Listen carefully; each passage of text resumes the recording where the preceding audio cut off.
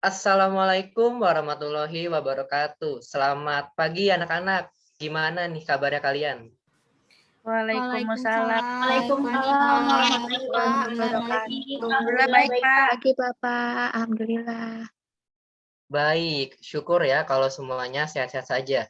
Sebelum memulai kelas pada pagi hari ini, mungkin kepada ketua kelas bisa ya untuk memimpin doa. Baik Bapak, mari teman-teman kita berdoa terlebih dahulu sebelum memulai pelajaran. Berdoa dimulai. Berdoa selesai. Terima kasih ya Daviza yang sudah memimpin doa. Ya, sebelum pembelajaran dimulai, Bapak ingin mengecek kehadiran di kelas ini. Ini kelas OTKPA, benar? Benar, Pak. Iya, benar Pak. Mana? Sana. Setelah Bapak melihat jumlah partisipan yang hadir pada Zoom ini, sepertinya ada 2 orang yang tidak hadir ya. Bisa dijelaskan mungkin pada teman-temannya kenapa 2 orang tersebut tidak hadir? Maaf Pak, 1 orang izin tidak menghadiri kelas hari ini dikarenakan sedang terkena COVID dan sedang persiapan menuju Wisma Isolasi. Saya dikabarinya baru tadi malam, Pak. Oh, semoga dia tidak memiliki gejala yang parah dan bisa segera sembuh ya. Amin. Dengan melihat hal tersebut, Bapak harap kalian akan semakin sadar nih akan pentingnya menjaga protokol kesehatan dan meminimalisir untuk berpergian keluar rumah ya anak-anakku. Iya, Bapak. Bapak juga ya. Iya Pak. Ya, baik, terima kasih. Lalu untuk yang satunya lagi bagaimana ya Anggita? Yang satunya lagi tidak ada kabar, Pak. Oh ya sudah kalau begitu. Baik, Bapak akan memulai pembelajaran kita pada mata pelajaran simulasi dan komunikasi digital. Sebelumnya, Bapak memiliki sedikit motivasi pagi. Belajar itu penting, namun tidak memaksa. Jadi, maksud Bapak di sini adalah Bapak tidak akan memaksa kalian untuk selalu belajar setiap detik, setiap jam, bahkan sepanjang hari. Di sini, Bapak hanya akan menekankan bahwa belajar itu akan sangat penting bagi keberlangsungan hidup kalian di masa mendatang. Baik akan berguna untuk diri kalian sendiri, baik untuk keluarga kalian, untuk masyarakat sekitar kalian, bahkan juga untuk nusa dan bangsa. Nah, Bapak ingin mengetes ingatan kalian nih. Apakah masih ada yang ingat atau sudah pada lupa? Apa yang telah kita pelajari pada pertemuan sebelumnya? Saya, Pak, izin menjawab. Boleh, Pak? Ya, boleh. Minggu lalu kita belajar mengenai tahap praproduksi serta konsep pembuatan video, Pak. Benar sekali, Amira. Lalu sekarang kita akan masuk pada lanjutan materinya.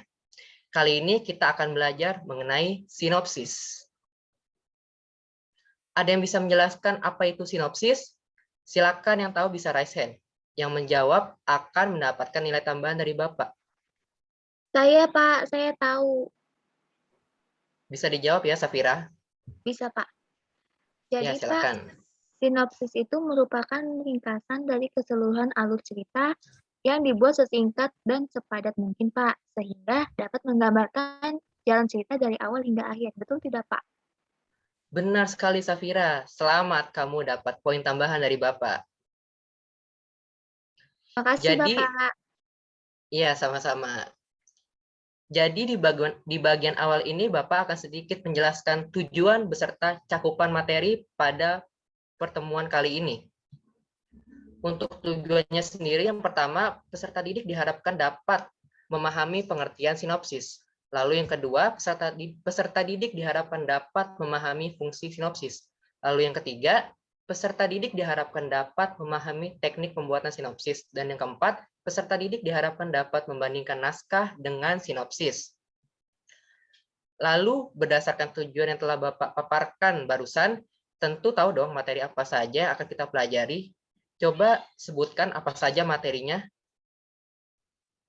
Saya, Pak, izin menyebutkan Angel. Boleh, Angel? Jadi nanti itu kita akan belajar tentang pengertian sinopsis, fungsi sinopsis, teknik membuat sinopsis, serta perbedaan sinopsis dengan naskah, Pak. Pintar kamu, Angel. Ya, itu adalah gambaran materi kita pada hari ini. Baik, kita masuk saja pada pembahasan yang pertama mengenai definisi. Di sini Bapak memasukkan dua definisi, yaitu definisi dari sinopsis dan naskah. Dari dua definisi ini diharapkan kalian dapat membedakan sinopsis dengan naskah. Untuk sinopsis sendiri memiliki pengertian alur cerita yang dijelaskan secara singkat. Sedangkan untuk naskah sendiri merupakan suatu teks atau kumpulan teks yang berisi gambaran yang akan terlihat di layar. Jadi untuk naskah ini dia memuat keseluruhan cerita yang akan ditampilkan atau dipaparkan dalam suatu novel atau dalam suatu cerita atau film.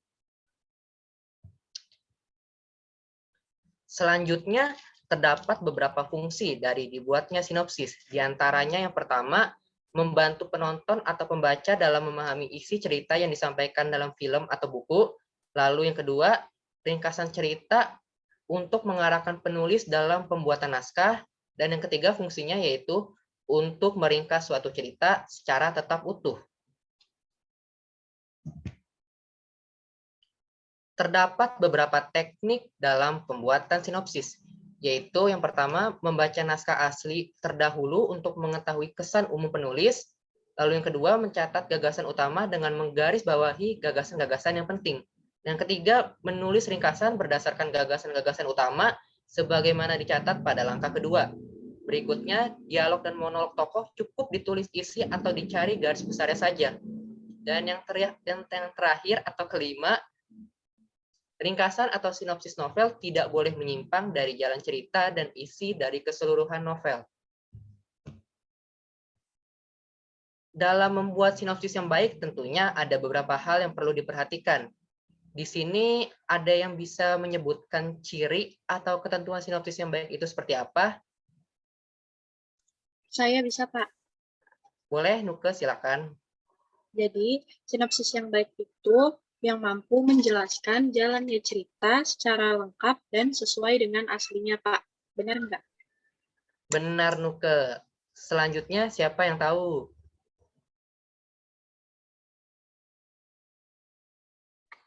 Saya, Bapak. Ya, Angel.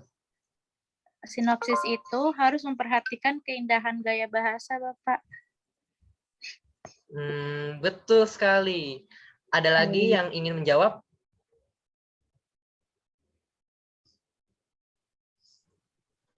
Saya, Pak. Ya, Anggi, silakan.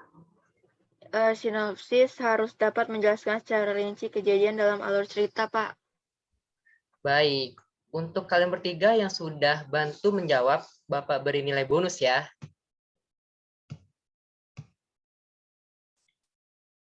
Ternyata sinopsis yang baik itu tidak hanya 3 tadi saja loh, masih ada lagi nih.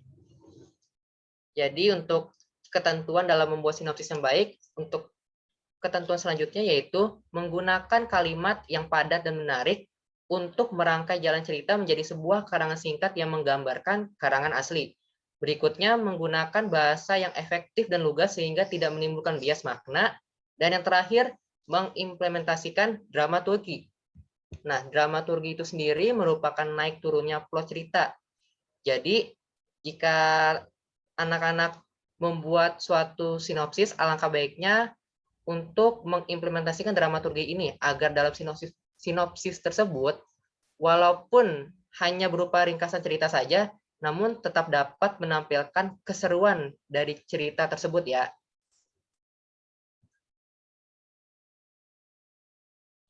Selanjutnya terdapat beberapa perbedaan antara sinopsis dengan naskah.